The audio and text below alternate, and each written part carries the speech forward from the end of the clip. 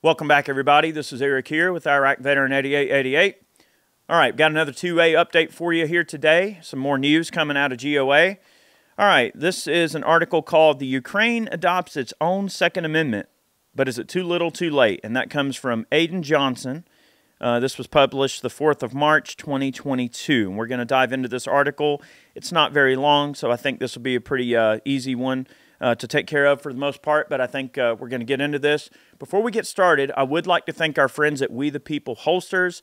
They are based out of Las Vegas, Nevada, all American made. They employ over 130 Americans making these holsters. The one that I've got right here is their Independence outside the waistband leather holster. This is a Glock Model 45 in this particular one. They do these for a ton of different models, of course. They've got a great P365 holster.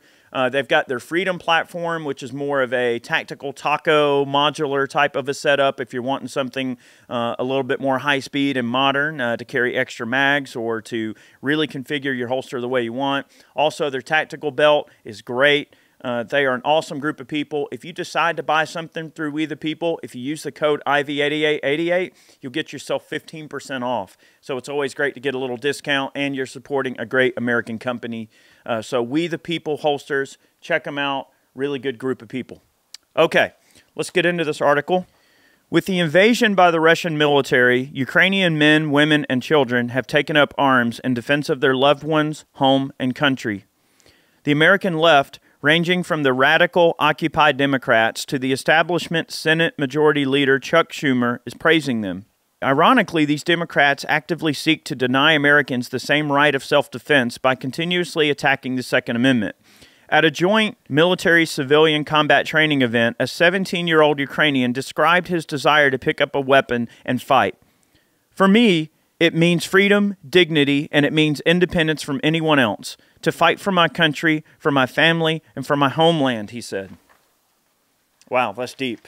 I mean, right there already, it's men, women, and children, young people who are not even, haven't even gotten out into the world on their own and made their own path in the world, are saying, look, I want to fight for my country. If someone's trying to harm us, I want to do what I can. I'm able to pick up, a firearm and protect my country. And that's deep, right? That's something that us as United States citizens, we've been so lucky to live the way that we've lived, and we've had such freedom for so long that we don't know what it's like to not have freedom.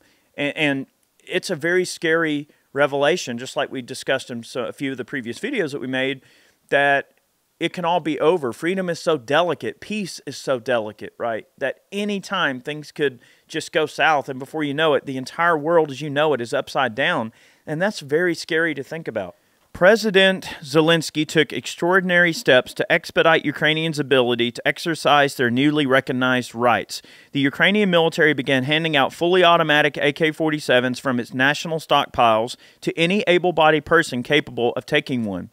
This is a remarkable story of national defense in an unprepared country that had not previously recognized a right to keep and bear arms. It's a story of unarmed civilians fleeing for their lives and a president begging untrained civilians to take up arms to defend the nation. All we can do now is pray that the Ukrainian parliament's very recent recognition of the right to bear arms was not too little too late. So many of us have said from day one that if your populace already has the right to bear arms and they go out and they train and they get proficient and, they actually keep and bear those firearms in their household and have them ready at all times, now you have, back in the day, okay, here in the United States, we had what was called the Minutemen. And literally, it was a militiaman that could be ready at a moment's notice. Literally, a minute. You could be mustered, ready to fight, ready to go, right? So if they had that type of mentality going into this, they wouldn't have to hand out all of these guns and beg people, beg every able-bodied civilian to defend the country. They should already have a mindset of personal defense and for, your holistic defense of your homeland. Hopefully we can, if the Ukraine comes out on top on this situation. Now, we're not going to speculate on how it's going to go because the situation's still going on. Let's hope that in the long term, they will have a much greater respect for the right to bear arms and that will become an enshrined and very important part of their country moving forward. I mean, think about what we went through as a country here in the United States and how our right to bear arms, evolved to what it is, right? It's the same thing. This is their 1776 moment. This is literally their defining moment. This is the moment that they can walk away from this and go, wow, you know, self-defense is an intrinsic human right that every able-bodied person needs to be able to pick up a firearm and be able to protect themselves, their communities, and ultimately their country from foreign invasion.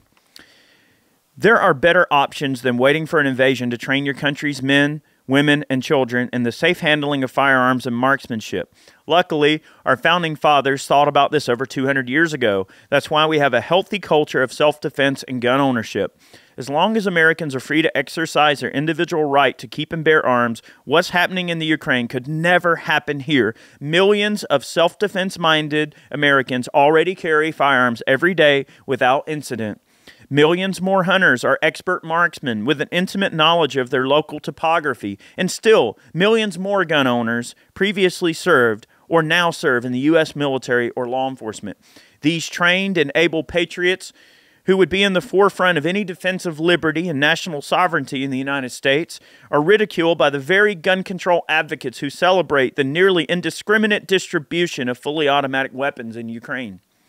Only last month, President Joseph Biden said there's no reason why you should be able to buy certain assault weapons. During the presidential campaign, he said no one needs an AR-15, period. And there's no way an AK-47 is going to take care of you if you're worried about the government knocking down your door. Well, what's wrong, Joe? Are you worried about what could potentially happen if, you know, y'all decide to go rogue and hurt people? I mean, have you thought about knocking down people's doors? You seem you've given that a lot of thought. Ukrainians seem to disagree, and apparently so do many on the left these days. Hopefully they learn from this experience that rights are universal and fundamentally necessary. For gun control advocates watching the tragedy unfold in the Ukraine, let this stand as a lesson in the importance of our Second Amendment. Now, we did another legislative announcement the other day where we discussed kind of a similar type of thing. I was really trying to go more towards the the personal responsibility aspect of it, like discussing the Second Amendment and how important it is here. I mean, we really drove this point home again with this article, and I think GOA did a great job of this op-ed. So I'm certainly not saying that there wasn't ground covered here that was not covered in my previous video. In the other video, I was really just trying to make sure that people understood the loss of life and the toll that war takes on our world and our community and how terrible that is for us to have to see and go through. And it can be hurtful to see these young people losing their lives. And I think that's the way we should really approach this. Like, gun ownership is a means to an end. It ends warfare. The more people you have armed, the more of a deterrent it is for someone to try to take up arms against your country. All right, if the Ukraine had, let's say, a very well-armed populace going into this, and maybe, let's say, Putin knew it, would he have attacked so aggressively? Would he have attacked at all? Would it have been enough of a deterrent for him to have never even set foot in the Ukraine? Who knows? One can only speculate. We don't have the benefit of playing Monday quarterback. Unfortunately, when things transpire and they come to pass, then they come to pass. They become history. But the only way that we can prevent these things from happening in the future is by a well-armed and well-trained populace that is capable and patriotic and loving and ultimately has something to lose, has something to fight for, right? The Ukrainians have something to fight for, their national identity, their territory, their families, right? And you can't take away the importance of that and what that does to a person. When someone is pushed into a corner, they have to fight back. And it's so scary to think that one day your world can get turned upside down. And I think that many Americans tend to not fully appreciate the gravity of how delicate freedom really is and how delicate the safety net that is your country really is. I mean, yeah, geographically, we're very well separated from a lot of the people that would do us harm, but that doesn't mean that they can't come here at some point. That doesn't mean that we can't get attacked. It doesn't mean that it can't be some dirty, terrible attack that, you know, it's not a traditional type of attack. I mean, look at things like 9/11, you know, look at Pearl Harbor. I mean, there's plenty of situations where we can get sucker punched in the nose without expecting it. So you have to be ready for anything. You can't assume that just because nothing's going on or that the perception's not there, that someone would hurt us, that they won't do it, right? Because complacency kills. And that's where America is right now. right? The Japanese said that they awakened a sleeping giant when they attacked Pearl Harbor. They're right. Right now, we're a sleeping giant, right? We're very capable. The people in this country are very brave and very capable and very willing and patriotic, and they love this place, and they care about their communities and their families. And at the end of the day, yeah, we all agree on a few little things here, or disagree on a few things here and there, but I believe that if we were challenged, if we were pushed to the occasion, if we had to rise to the occasion, I truly do believe that the majority of good people in this country would set aside every single thing they disagree with and fight the greater enemy that's on their front door. And we have to understand that that's why the Second Amendment exists here in the United States. You know, that's the one thing we can't touch, the precious jewel that we can't allow to be tarnished. It must remain untarnished. And I think that people are coming around. I hope in the long term that people are going to understand how important the Second Amendment is for our country. So I'll leave you with that thought.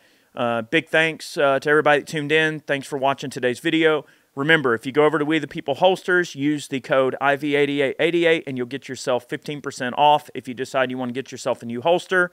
I really love the leather one. I think that one turned out real nice. Really nice looking holster there.